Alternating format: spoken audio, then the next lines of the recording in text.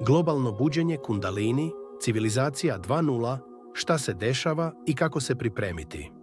Nešto veliko se dešava na planeti Zemlji. Milioni ljudi širom sveta prijavljuju spontano buđenje unutrašnje energije, Kundalini. Ovo nije slučajnost, ovo nije individualni fenomen, ovo je globalno buđenje. 2024. i 2025. godina označavaju prekretnicu u evoluciji ljudske svesti. Ulazimo u novu eru, civilizaciju 2.0, zasnovanu ne na transhumanizmu i veštačkoj inteligenciji, već na prirodnom buđenju božanske energije u čoveku. Kundalini je drevno ime za životnu energiju koja leži uspavana u osnovi kičme svakog čoveka. Kada se ova energija aktivira, ona počinje da se uzdiže kroz energetske centre tela, čakre, čisteći, isceljujući i transformišući čitavo biće. Ovo nije nova pojava. Drevne tradicije, prvo hrišćanstvo, joga, tantra, gnosticizam govorile su o ovom procesu vekovima. Ali ono što je novo jeste da se sada dešava spontano, bez godina prakse, meditacije ili duhovnog rada. Ljudi se bude ujutro i osjećaju struju energije koja se kreće kroz telo. Osjećaju pritisak u glavi, vibracije u kičmi, otvaranje srca i energije oko srca. Mnogi ne znaju šta se dešava. Neki misle da su bolesni, drugi da su poludeli, ali nisu. Oni se bude. Zašto se dešava sada? Postoji nekoliko razloga zašto se globalno buđenje dešava upravo sada. Prvi, evolucija svesti. Čovečanstvo je dostiglo kritičnu masu probuđenih ljudi. Kada dovoljno ljudi podigne svoju svest, to utiče na kolektivnu svest cele planete. Kao što jedan instrument u orkestru može da podigne ton celog orkestra. Druga, planetarne energije. Zemlja prima nove frekvencije iz kosmosa. Galaktičko poravnanje i majanski kalendar, koje je započelo 2012. godine, nastavlja da šalje energetske talase koji aktiviraju Kundalini u ljudima. Treći, globalne krize kao katalizator. Pandemija, ratovi, ekonomske krize, klimatske promjene, sve ovo primorava ljude da stanu i preispitaju svoj život, da se suočavaju sa sobom. Ovaj unutrašnji rad, ova introspekcija, prirodno aktivira Kundalini. Četra, božanska intervencija. Bog interveniše. Planeta je došla do tačke gde stari sistemi, zasnovani na strahu, pohlepi, kontroli i manipulaciji, više ne mogu da funkcionišu. Nova era zahteva novu svest. I ta svest se budi kroz Kundalini. Mi smo Božja deca. Najvažniji razlog zašto se Kundalini buđenje dešava sada je taj što smo mi Božja deca, stvorenja koja nose njegovu iskru u sebi, duh. Bog neće dozvoliti da transhumanizam, veštačka inteligencija, čipovanje ljudi, genetske modifikacije i potpuna kontrola nad čovečanstvom unište našu božansku prirodu. On interveniše kroz Kundalini buđenje da zaštiti svoju decu i vrati ih njihovoj pravoj prirodi, božanskoj, duhovnoj, slobodnoj. Ovo nije slučajno. Ovo je Božja ljubav u akciji. Kada se Kundalini aktivira, ljudi mogu iskusiti sledeće: fizički znaci, osjećaj struje ili vibracije u telu, posebno u kičmi, pritisak u glavi, posebno između obrva, treće oko ili na temenu, toplota ili hladnoća koja se kreće kroz telo, spontani pokreti tela, drhtanje, trzanje, promjena u spavanju, insomnija ili potreba za više sna, promjena u ishrani, osjetljivost na hranu, alkohol, kofein, emocionalni znaci, intenzivne emocije koje dolaze u talasima, osjećaj duboke ljubavi ili saosećanja prema svemu, suočavanje sa starim traumama i potisnutim emocijama, plakanje bez razloga, osjećaj euforije ili ekstaze, mentalni znaci, promjena u načinu razmišljanja, gubitak interesovanja za stare navike, ljude, aktivnosti, osjećaj da ništa više nema smisla, povećana intuicija i sinhronicitet, osjećaj da znate stvari bez da ste ih učili, duhovni znaci, osjećaj povezanosti sa svime što postoji, spontana znanja, razumevanje dubokih istina bez učenja, viđenje svetlosti, geometrijskih oblika, boja, osjećaj da se vraćate kući, duboki mir i pripadanje, spojenost sa Bogom, pleromom. Važno upozorenje. Mi ovdje govorimo o spontanom buđenju Kundalini.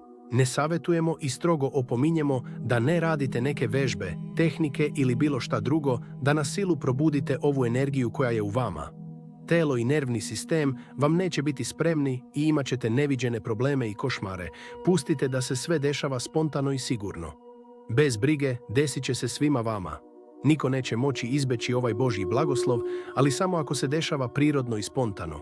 Bog zna kada da ga pokrene u vama. Zato će ga neki osjetiti odmah, neki kasnije, a neki mnogo kasnije, kada budete spremni. Šta možete očekivati? Proces buđenja kundalini nije linearan. Ide u talasima, intenzivni periodi praćeni periodima mira. Faze procesa, faza 1, aktivacija, dani do nedelje.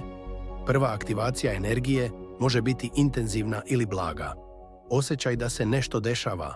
Faza 2, čišćenje, nedelje do meseci.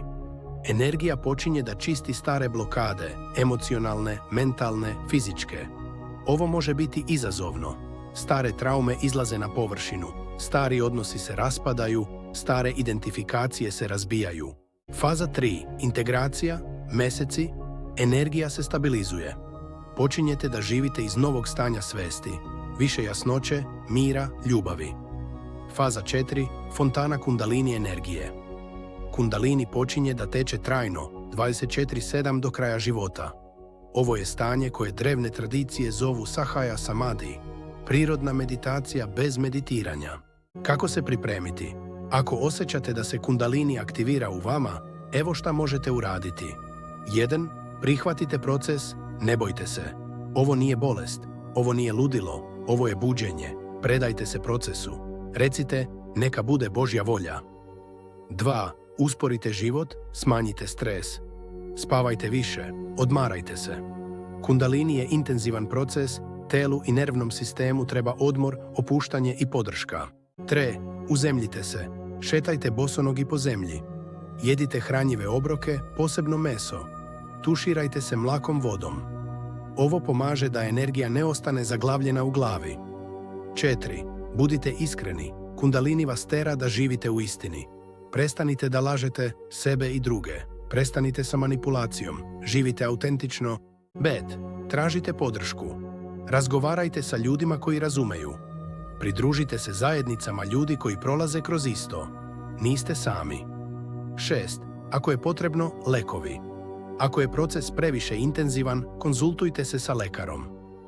Ponekad su potrebni lekovi za smirenje, bensednin ili rivotril, da uspore proces i zaštite nervni sistem.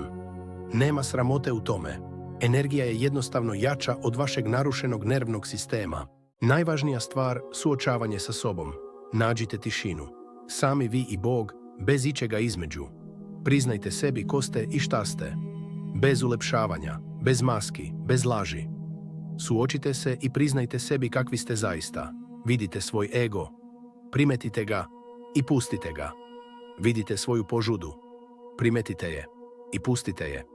Vidite svu bol koju ste naneli drugima, doživite emocije onoga kome ste naneli zlo. Osjetite njihov bol, preživite ga kroz suočavanje sa sobom. Zašto? Da ne morate da ga preživite 100 puta jače u ovom životu ili u novoj reinkarnaciji. Ovo je zakon karme. Ono što ste dali, dobit ćete nazad. Ali ako se suočite sa sobom sada, ako doživite taj bol sada, ako se pokajete iz dubine duše, možete skratiti taj ciklus. Na ovaj način možete skratiti koliko ćete se puta reinkarnirati. Možete ubrzati svoj put ka oslobođenju. Suočavanje sa sobom je najteži, ali i najmoćniji alat transformacije. Bog vidi sve. On zna istinu. Ne možete ga prevariti, ali možete biti iskreni i u toj iskrenosti leži vaše oslobođenje. Oslobođenje emocija. Ako vam se u tom suočavanju sa sobom plače, plačite. Pustite suze da teku. Ne zadržavajte ih. Ako žalite, neka to bude zaista iz srca. Duboko, iskreno, bez glume. Budite ponizni, budite iskreni prema samom sebi. Nema potrebe za ponosom ovde, samo vi i Bog. Najteža je borba sa samim sobom. To je istina. Ali tu bitku morate da pobedite. Zašto? Kako bi vam bilo lakše u životu? Kako biste imali manje reinkarnacija ili da vam ova bude posljednja? Osjećajte emocije, doživite ih, ispoljite ih, ne potiskujte ih, Ne bežite od njih, jer to je oslobođenje, osjećanje, doživljavanje, ispoljenje. Emocije koje potiskujete postaju vaš teret, emocije koje oslobodite postaju vaša sloboda. Proces buđenja kundalini nije linearan. Ide u talasima, intenzivni periodi praćeni periodima mira. Faza 4. Fontana kundalini energije. Kundalini počinje da teče trajno, 24/7 do kraja života. Ovo je stanje koje drevne tradicije zovu sahaja samadi, prirodna meditacija bez meditiranja. Ovo globalno buđenje nije samo lična transformacija. Ovo je kolektivna evolucija. Stari svet, Matrix zasnovan na egu, strahu, kontroli, manipulaciji, laži, se raspada. Vidimo to svuda oko sebe, politički sistemi se ruše, ekonomski modeli ne funkcionišu, stare institucije gube kredibilitet. Zašto? Jer vibracija planete raste i sve što nije u skladu sa višom vibracijom mora da padne. Nova era, civilizacija 2.0, bit će zasnovana na istini umjesto laži, ljubavi umjesto straha, jedinstvu umjesto separacije, saradnji umjesto takmičenju, intuiciji umjesto samo logike, božanskoj prirodi umjesto pale prirode.